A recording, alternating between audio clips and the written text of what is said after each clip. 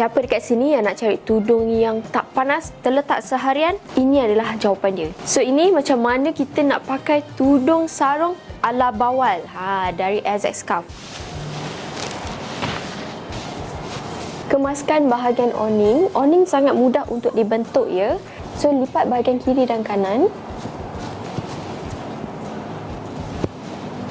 Dah lipat nampak macam ni dan macam ni, nampak macam kita pakai tudung bawal kan? Sangat kemas. Bahagian awning dah kemas.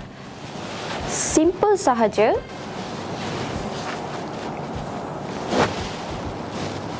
Kemaskan yang ni, tarik ke atas.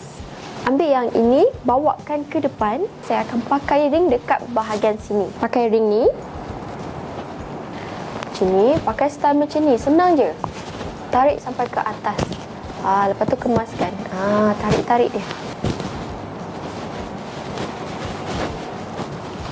Nampak tu? Kan dah cantik.